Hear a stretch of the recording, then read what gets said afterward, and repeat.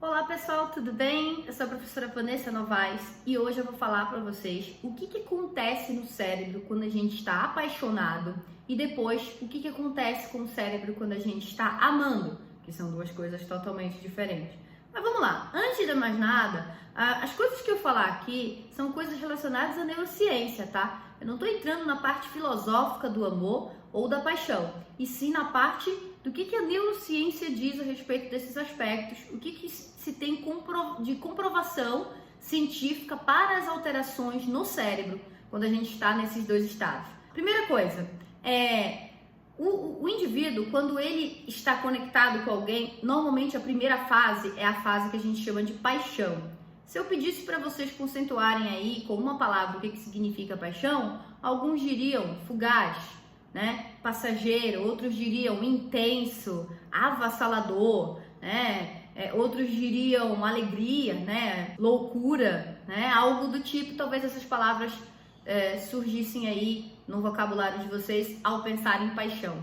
Quando a gente pensa na paixão, não vem a palavra compulsão, né? Obsessão, não vem a palavra demência, não vem a palavra estresse.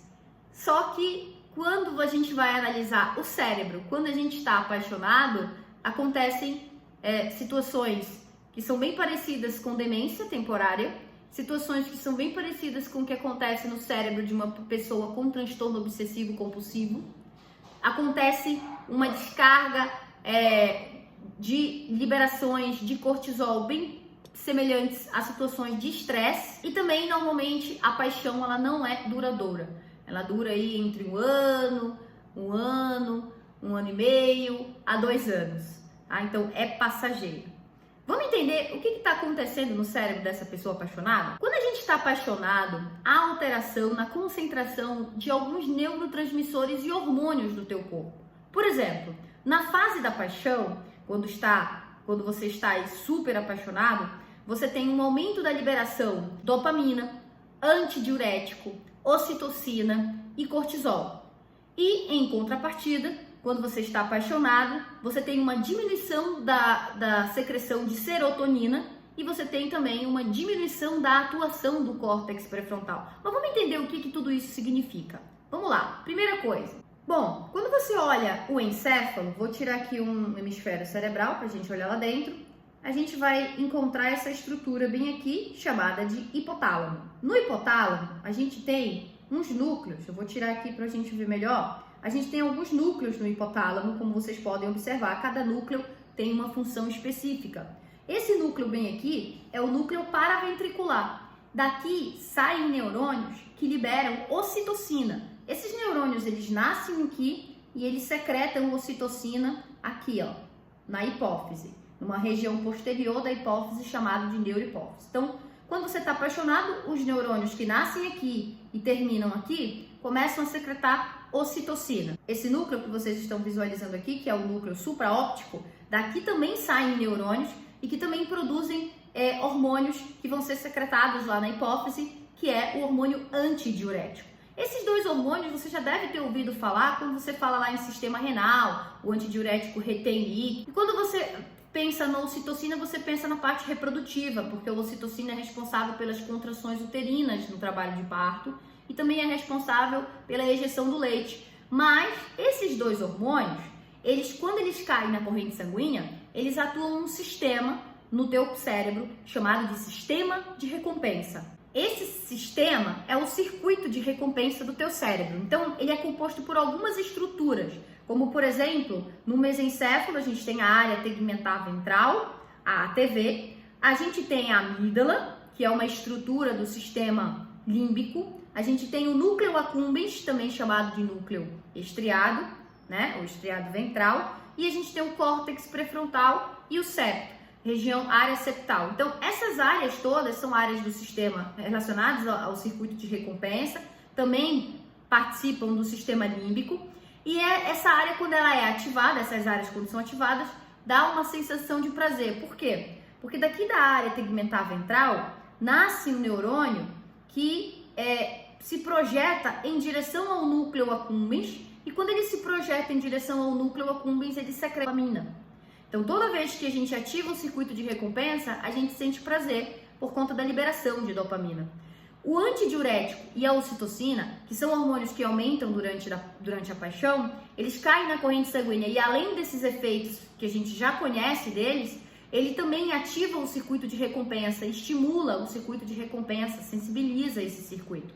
De forma que esse neurônio que nasce na área tegmental ventral e se projeta para o núcleo accumbens, começa a secretar maiores quantidades de dopamina. Então, quando você está apaixonado, você está em um estágio chamado de estágio hiperdopaminérgico. Isso dá uma sensação de prazer muito grande e, ao mesmo tempo, dá uma sensação de dependência da pessoa. Você fica viciado na pessoa, literalmente, porque é exatamente o mesmo circuito que te faz ser viciado em drogas, em álcool, em sexo e etc. Outro hormônio que eu falei para vocês que aumenta durante o estágio da paixão é o cortisol. O cortisol é conhecido por ser um hormônio do estresse. Então, o que acontece quando você está apaixonado? Voltando aqui para o hipotálamo, aqui nós temos o núcleo arqueado do hipotálamo. Nesse núcleo tem células produtoras dos chamados hormônios liberadores. E um desses hormônios liberadores é o hormônio liberador de adrenocorticotrófico. Esse hormônio liberador é liberado por essas células, cai numa corrente sanguínea e pela corrente sanguínea esse hormônio ele atinge a região anterior agora e não mais posterior, uma região anterior da hipófise, chamada de adenohipófise. E aqui esse hormônio liberador vai estimular as células da adenohipófise a produzir o hormônio adrenocorticotrófico.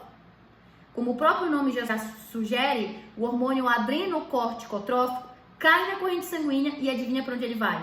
Ele vai para as adrenais. Então, esse hormônio adrenocorticotrófico cai na corrente sanguínea e ele vem aqui, ó, para as adrenais. Estimular as adrenais a produzirem mais cortisol. Na região mais externa das adrenais, a gente tem aí a produção de cortisol. Esse cortisol em excesso, que cai na corrente sanguínea, ele é muito liberado em situações de estresse. Por exemplo, quando você está no estágio que a gente chama de luta ou fuga. Então, quando você está apaixonado, você tem basicamente a atuação do sistema nervoso autônomo simpático. Você está literalmente em uma situação de estresse. É natural que ao ver a pessoa por quem você está apaixonado, você sinta o seu coração bater mais forte, você sinta um aumento da frequência cardíaca, né? Você sinta o aumento da frequência respiratória, você começa a suar na palma da mão, né? Você tem dilatação das suas pupilas, bem parecido com o que acontece quando você está em qualquer outra situação de estresse. E por fim, nem tudo aumenta quando você está apaixonado, você tem a diminuição da secreção de serotonina. E isso é observado em cérebro de pessoas com transtorno obsessivo compulsivo. Então, a queda de serotonina no teu cérebro vai te deixar bem parecida com essas pessoas, com esses transtornos psiquiátricos. Você fica obsessivamente focada naquela pessoa que você está apaixonada e você procura estar com aquela pessoa de forma compulsiva.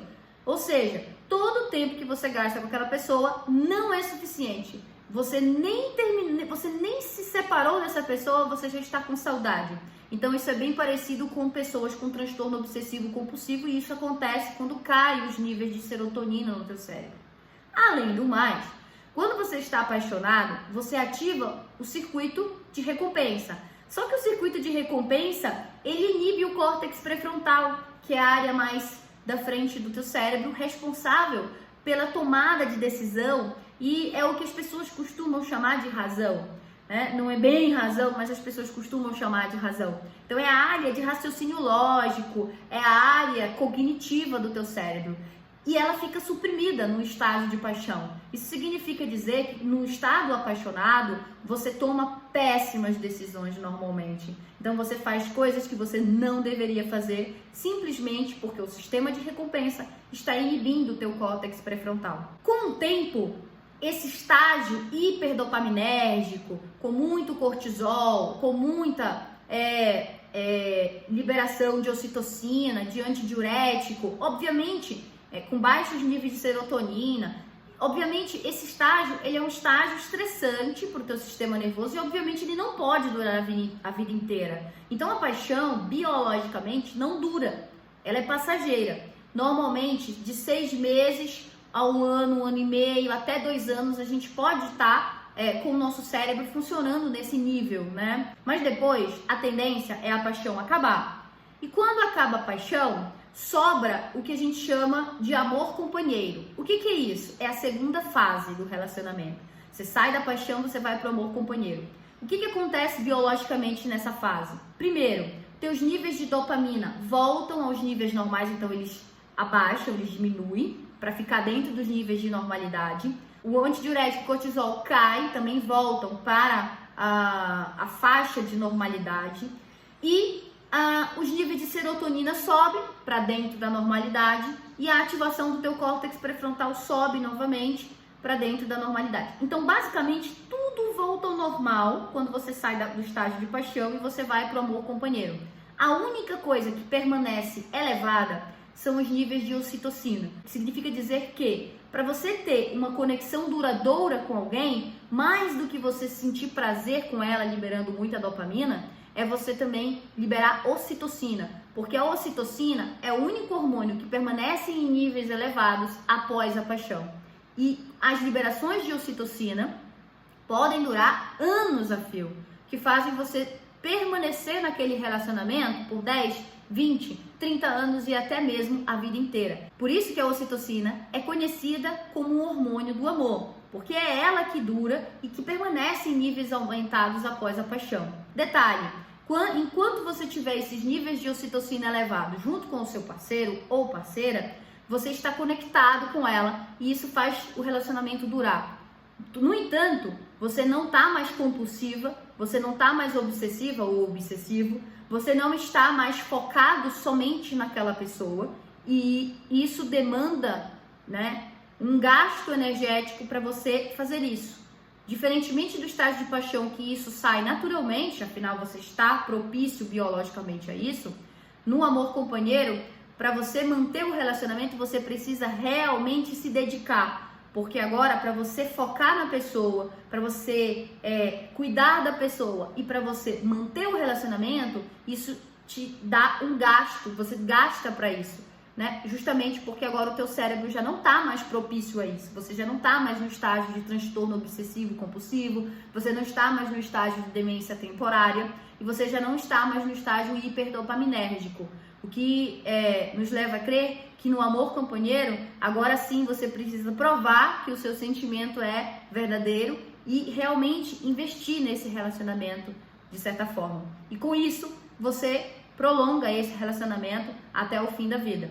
Quando você não faz isso, a tendência é acabar o relacionamento. Então, após a paixão, é realmente um momento de decisão se é aquela pessoa que você vai ficar pro resto da vida ou não. Então, logo após a paixão, é o momento em que vai se decidir se esse relacionamento vai ou não vai durar para sempre. Uma coisa importante a respeito da ocitocina, que é o hormônio do amor, vocês não podem pensar nela simplesmente como o hormônio do amor entre homem e mulher, entre casais, conjugal, nem nada disso. Pensem na ocitocina como o hormônio do amor em geral, inclusive um amor de uma mãe para um filho, do pai para os filhos, né? O amor entre irmãos também tem a ver com a ocitocina. Inclusive, quando uma mãe amamenta, o simples ato de amamentar gera a produção de ocitocina no cérebro da mãe e do filho, que faz com que eles se conectem. E a mãe sinta, então, a necessidade de cuidar do bebê. Isso é importante para a sobrevivência da espécie, visto que nós, para sermos independentes, demoramos muito tempo, então precisamos da nossa mãe cuidando da gente. Se ela não sentir essa ligação, simplesmente ela não cuida e, consequentemente, nós vamos morrer e a espécie humana, portanto, ficará extinta. Então, a ocitocina, ela é mais do que simplesmente o hormônio responsável pelas nossas ligações sociais. Ela é responsável pela perpetuação da espécie.